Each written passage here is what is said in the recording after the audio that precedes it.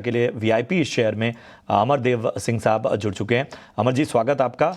बताइए VIP pick के तौर पर क्या पसंद आ रहा है आपको? तो वीआईपी पिक में डिलीवरी है, वो स्टॉक डिलीवरी लिमिटेड जो है उसके बारे में बात करना चाहूंगा। ये कंपनी जो है लॉजिस्टिक सर्विसेज में है, हैवी गुड्स ट्रांसपोर्ट करती है, फिर वेयर हाउसिंग में है, सप्लाई चेन सॉल्यूशंस में है। ओवरऑल कंपनी की ग्रोथ भी काफी अच्छी रही है। यदि मैं पिछले 3 साल में देखूं तो रफली अराउंड 30% की सेल्स ग्रोथ रही है।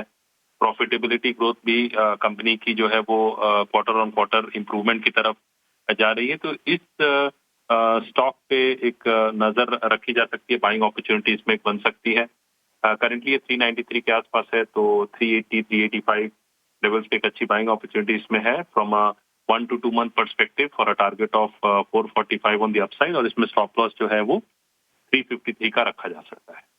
हमारे सहम रणनीति के लिए डिलीवरी 445 के लक्ष्य के लिए 1 से 2 महीने का नजरिया यहाँ पर वीआईपी पिक के तौर पर नजर आता। 5% ऊपर नजर आता फैक्ट आरसीएफ, और वजह साफ है, एक अहम खबर जिस तरह से सामने आई है डीएपी में बढ़ोतरी को लेकर, और इस पर जाहिर सी बात है निगाहें हैं। एक लंबे समय से जो है इस बढ़ोतरी की राह ये सेक्टर देख रहा था। डीएपी कीमतों में बढ़ोतरी की खबर का इम्पैक्ट आप देखिए। नेशनल फर्टिलाइजर इस वक्त 5.5% ऊपर, जीएसएफसी देखिए लगभग 2.5% की तेजी, फैक्ट में लगभग 3.5% की, तो आरसीएफ में 4.5% से ज़्यादा की तेजी नजर आ रही है। सोनी, खबर के दम पर एक्शन बहुत है, और हम केमिकल और फर्टिलाइजर सेक्टर में देखते हैं कि इनकी रैली अक्सर बहुत ज़्यादा इम्पैक्ट नहीं होती है।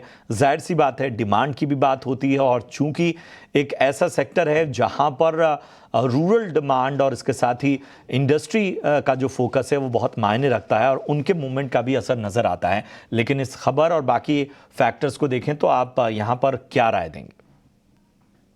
देखिए, यहाँ पे मुझे लगता है कि थोड़ा सा आज हम देखें, मॉर्निंग में देख रहे थे कि पोजीशंस बन रहे थे, बट थोड़ा सा मिक्स पोजीशंस यहाँ पे चल रहे हैं अभी। लॉन्ग और शॉर्ट्स दोनों ही चल रहे हैं यहाँ पे। सारे स्टॉक्स सेक्टर में यहाँ पे ऊपर जाते हुए नजर नहीं आ रहा है, बट अगर हम आरसीएफ और फैक्ट पर्टिकुलरली देखें तो हमें लगता है कि थोड़ा सा बेटर है than the rest of the stocks. अपने मूविंग एवरेजेस के ऊपर ही यहाँ पे होल्ड कर रहा है। अगर हम आरसीएफ की बात करें यहाँ पे तो 180 के अच्छे सपोर्ट को होल्ड कर रहा है अभी भी।